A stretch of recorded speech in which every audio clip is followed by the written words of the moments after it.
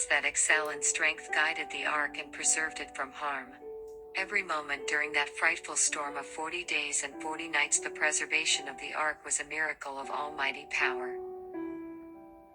The animals exposed to the tempest rushed toward man, choosing the society of human beings, as though expecting help of them. Some of the people would bind their children and themselves upon powerful beasts, knowing that they would be tenacious for life, and would climb the highest points to escape the rising water.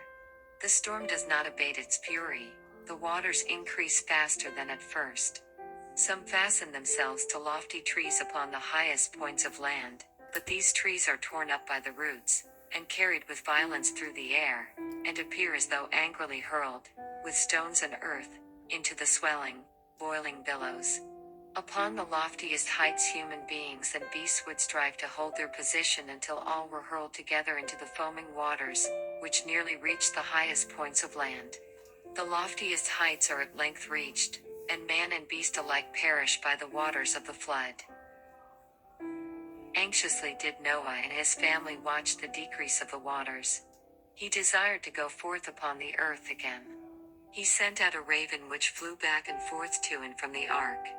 He did not receive the information he desired, and he sent forth a dove which, finding no rest, returned to the ark again. After 7 days the dove was sent forth again, and when the olive leaf was seen in its mouth, there was great rejoicing by this family of 8, which had so long been shut up in the ark. Again an angel descends and opens the door of the ark. Noah could remove the top, but he could not open the door which God had shut. God spoke to Noah through the angel who opened the door, and bade the family of Noah go forth out of the ark, and bring forth with them every living thing. Noah did not forget God who had so graciously preserved them, but immediately erected an altar and took of every clean beast, and of every clean fowl, and offered burnt offerings on the altar, showing his faith in Christ the great sacrifice, and manifesting his gratitude to God for their wonderful preservation. The offering of Noah came up before God like a sweet savor. He accepted the offering, and blessed Noah and his family. Here a lesson is taught all who should live upon the earth, that for every manifestation of God's mercy and love toward them, the first act of all should be to render to him grateful thanks and humble worship. And lest man should be terrified with gathering clouds, and falling rains, and should be in continual dread, fearing another flood, God graciously encourages the family of Noah by a promise. And I will establish my covenant with you, neither shall all flesh be cut off any more by the waters of a flood, neither shall there any more be a flood to destroy the earth. And God said, This is the token of the covenant which I make between me and you and every living creature that is with you, for perpetual generations. I do set my bow in the cloud, and it shall be for a token of a covenant between me and the earth. And it shall come to pass, when I bring a cloud over the earth, that the bow shall be seen in the cloud.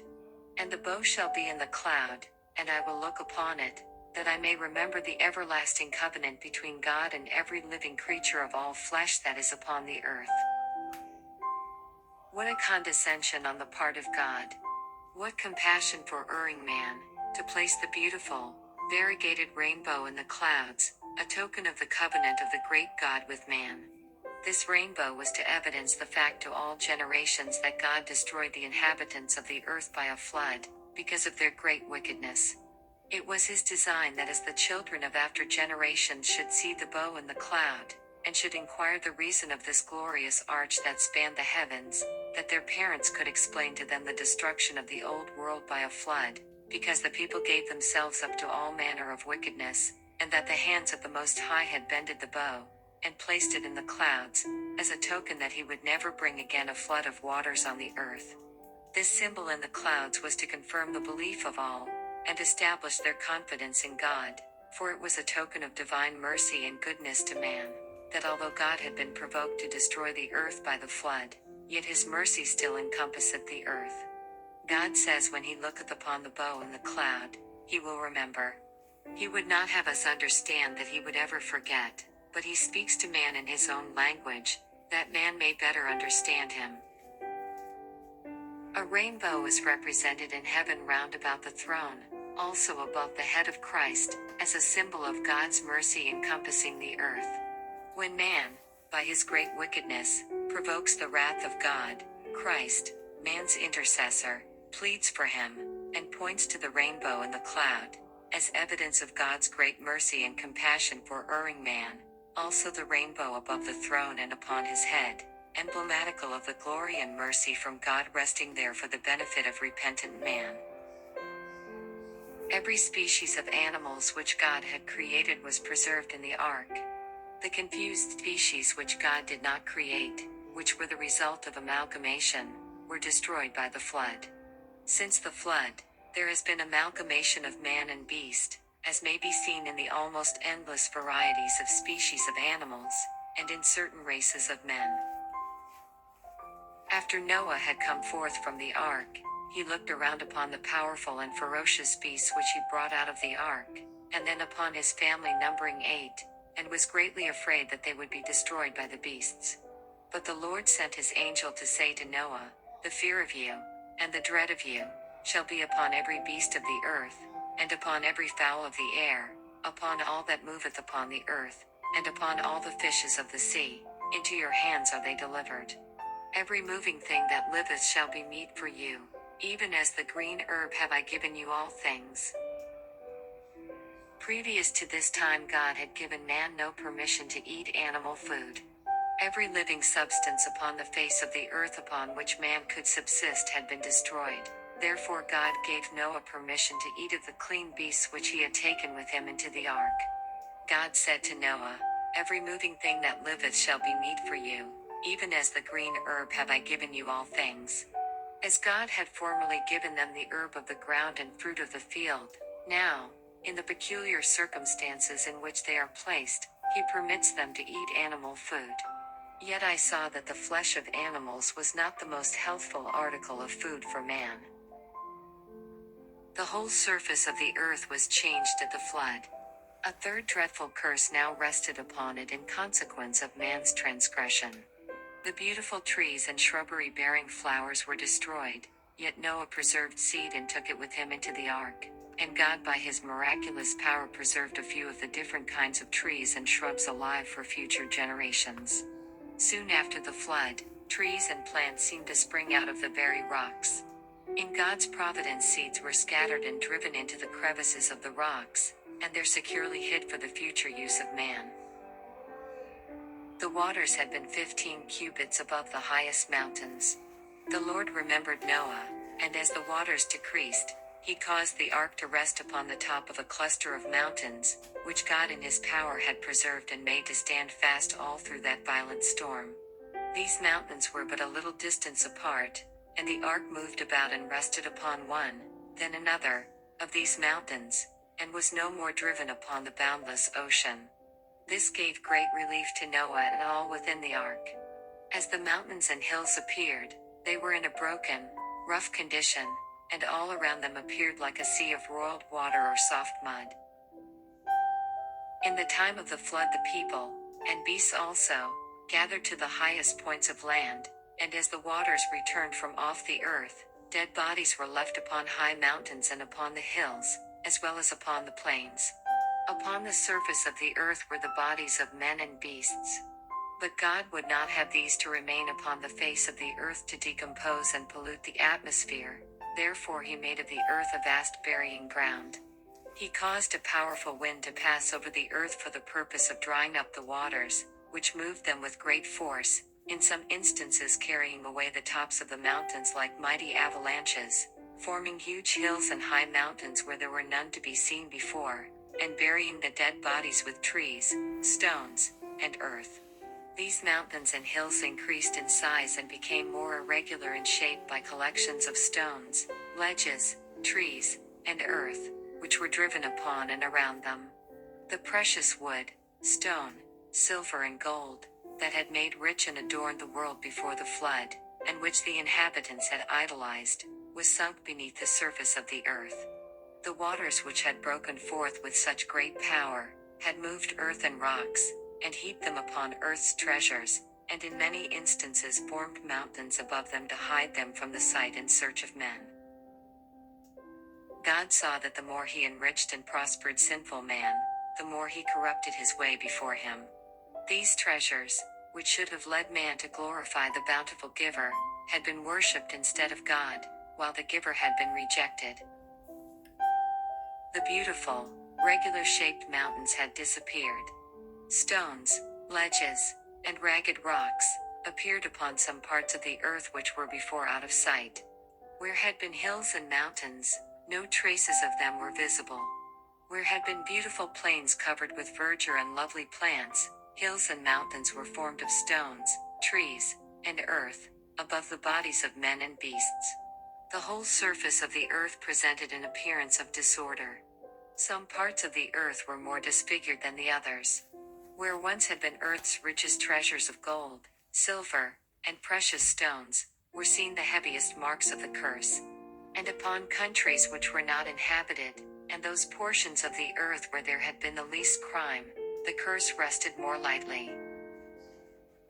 Before the flood there were immense forests. The trees were many times larger than any trees which we now see. They were of great durability. They would know nothing of decay for hundreds of years. At the time of the flood, these forests were torn up or broken down and buried in the earth. In some places large quantities of these immense trees were thrown together and covered with stones and earth by the commotions of the flood. They have since petrified and become coal, which accounts for the large coal beds which are now found. This coal has produced oil. God causes large quantities of coal and oil to ignite and burn. Rocks are intensely heated, limestone is burned, and iron are melted. Water and fire under the surface of the earth meet. The action of water upon the limestone adds fury to the intense heat, and causes earthquakes, volcanoes, and fiery issues. The action of fire and water upon the ledges of rocks and or causes loud explosions which sound like muffled thunder. These wonderful exhibitions will be more numerous and terrible just before the second coming of Christ and the end of the world, as signs of its speedy destruction. Coal and oil are generally to be found where there are no burning mountains or fiery issues. When fire and water under the surface of the earth meet, the fiery issues cannot give sufficient vent to the heated elements beneath. The earth is convulsed, the ground heaves, and rises into swells or waves, and there are heavy sounds like thunder underground. The air is heated and suffocating. The earth quickly opens, and I saw villages, cities and burning mountains carried down together into the earth. God controls all these elements. They are his instruments to do his will. He calls them into action to serve his purpose. These fiery issues have been, and will be, his agents to blot out from the earth very wicked cities. Like Korah, Dathan, and Abiram, they go down alive into the pit. These are evidences of God's power. Those who have beheld these burning mountains pouring forth fire, and flame, and a vast amount of melted ore, drying up rivers and causing them to disappear, have been struck with terror at the grandeur of the scene. They have been filled with awe as though they were beholding the infinite power of God. These manifestations bear the special marks of God's power, and are designed to cause the people of the earth to tremble before him, and to silence those who, like Pharaoh, would proudly say, "Who is the Lord, that I should obey his voice?" Isaiah refers to these exhibitions of God's power where he exclaims, "Oh, that thou wouldest rend the heavens, that thou wouldest come down, that the mountains might flow down at thy presence, as when the melting fire burneth, the fire causeth the waters to boil, to make thy name known to thine adversaries, that the nations may tremble at thy presence. When thou didst terrible things which we looked not for, thou camest down, the mountains flowed down at thy presence." The Lord is slow to anger, and great in power, and will not at all acquit the wicked. The Lord hath his way in the whirlwind and in the storm, and the clouds are the dust of his feet. He rebuketh the sea and maketh it dry, and drieth up all the rivers. Bashan languisheth, and Carmel, and the flower of Lebanon languisheth. The mountains quake at him, and the hills melt, and the earth is burned at his presence, yea, the world, and all that dwell therein. Who can stand before his indignation? And who can abide in the fierceness of his anger? His fury is poured out like fire, and the rocks are thrown down by him. Bow thy heavens, O Lord, and come down, touch the mountains, and they shall smoke. Cast forth lightning, and scatter them, shoot out thine arrows, and destroy them. Greater wonders than have yet been seen will be witnessed by those upon the earth a short period previous to the coming of Christ. And I will show wonders in heaven above, and signs in the earth beneath, blood, and fire, and vapor of smoke. And there were voices, and thunders, and lightnings, and there was a great earthquake, such as was not since men were upon the earth, so mighty an earthquake, and so great. And every island fled away, and the mountains were not found. And there fell upon men a great hail out of heaven, every stone about the weight of a talent, and men blasphemed God because of the plague of the hail, for the plague thereof was exceeding great. The bowels of the earth were the Lord's arsenal, from which he drew forth the weapons he employed in the destruction of the old world. Waters in the bowels of the earth gushed forth, and united with the waters from heaven, to accomplish the work of destruction.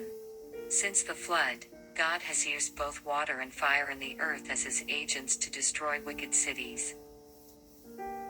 In the day of the Lord, just before the coming of Christ, God will send lightnings from heaven in his wrath, which will unite with fire in the earth.